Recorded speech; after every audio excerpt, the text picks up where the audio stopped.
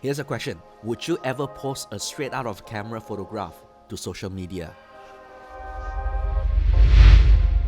You know, there is cameras for work and cameras for play. Camera for work is dependable, reliable, they are always on point, and they have the extra mile for us photographers to push whenever we need it, because we need to deliver photographs every single time. And then we have the Fuji X100V, a small little compact camera that is great for photo shoot like this when we are not working.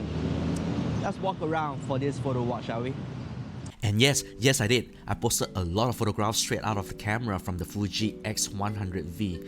And I've done that from my last trip I did in Penang, and I totally love it. If there is only one thing that you need to know about this camera, it's Fujifilm's film simulation. Now, I wanted to say that this is a glorified name for their color presets, but it really isn't. The people from Fujifilm loaded in their classic color profiles from their classic film days into the camera. And these are colors that many photographers gravitate towards and even try to simulate them digitally. Now, myself included. Now, to top that off, all these are available at the back of the very bright LCD display while shooting. So right now I'm using classic neck on the film simulation, and it says that it enhances color with hard tonality to increase image depth. But what it means at the back of the LCD is that it does look pretty and it encourages me to be photographic a lot. Now, I'm a trigger happy kind of photographer already, and this is not helping.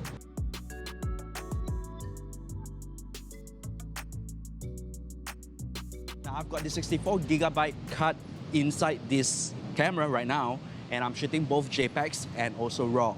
JPEG so that I can transfer it into my phone, while the RAW I can be importing it to Lightroom whenever I'm back, and I can choose whatever presets that I want. So let's see what Future John has to say about the film simulation and Lightroom. And thank you, Photo Walking John. Now, Lightroom treats all RAW files the same. When the RAW files are imported into Lightroom, they will reset all colors. So you can see the preview over here, it is resetting itself into a normal color profile shot with the camera. And to access Fujifilm's film simulation, you go into Lightroom's develop module, click on these 4 square buttons over here where all Fujifilm's film simulation is available. We could just reapply the classic neck that I was using to shoot, or I can now choose other film simulation in Lightroom to apply after it was shot. And back to you, Photo Walking John. Right on, Future John Low.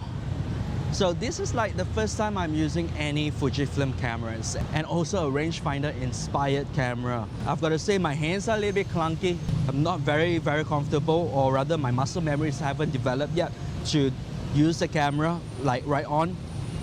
But I can see myself getting really comfortable with it. It slows me down, but it's kind of fun. The tactile feeling of the camera and the dials are pretty good.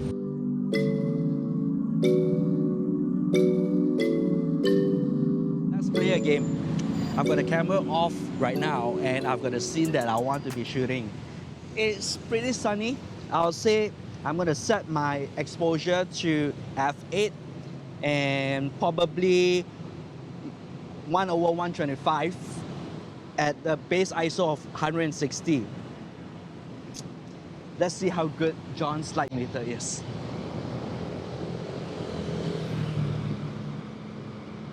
Not bad.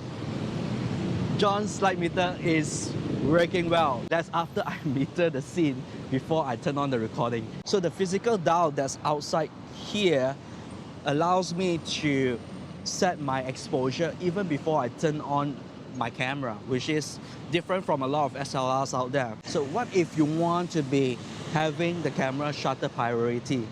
So basically on this dial over here, on the aperture, I can set it to auto, which makes it a shutter priority camera. So what if I want the camera to be aperture priority? I move it away from the auto, and then on the shutter on top here, I set it to auto, which this makes me a aperture priority camera.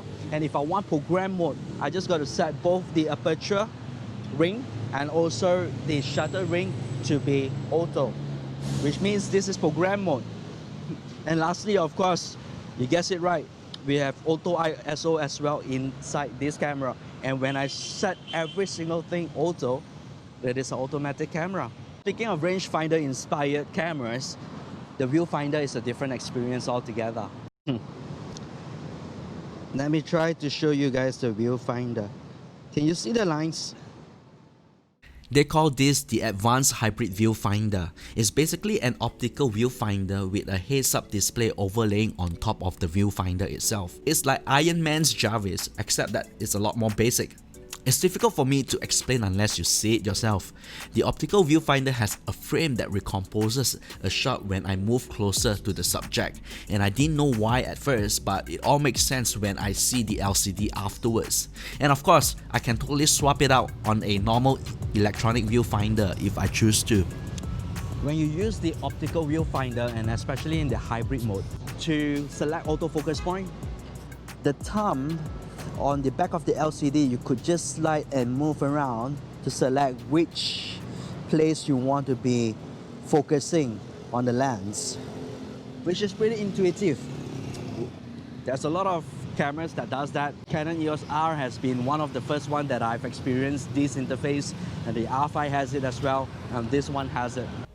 The X100V has gone through numerous versions, and you don't need me to tell you that this would be their latest and the greatest. One of the biggest change for the X100V is their 23mm f2 lens.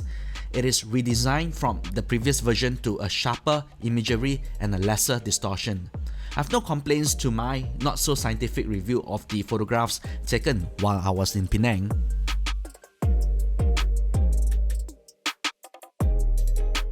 So the X100V has the 23mm lens f2.0 when it comes together with the 1.5 crop, which is about 35mm, which is a great walkabout lens for street photography. Hello.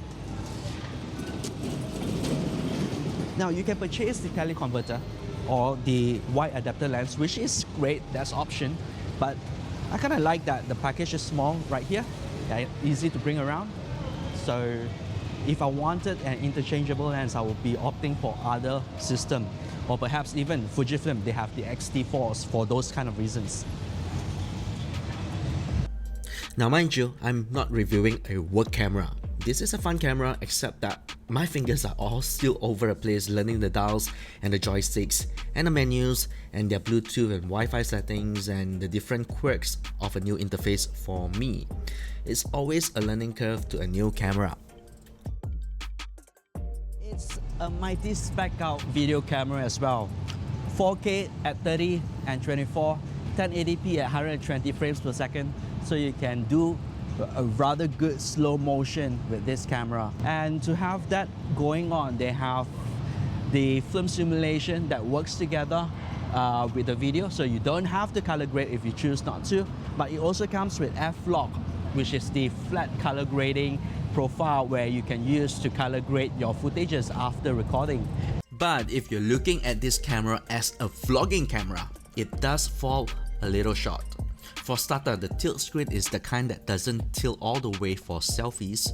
For two, the 35mm equivalent of a lens is simply not wide enough for the walking and talking head.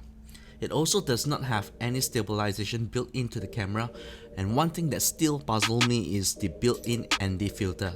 Have I mentioned that about the ND filters? It has a built-in ND filters for taking photographs, but for some reasons that I don't understand, Fuji decided that the ND filter will not be in video mode. But the classic neck is such a beautiful simulation.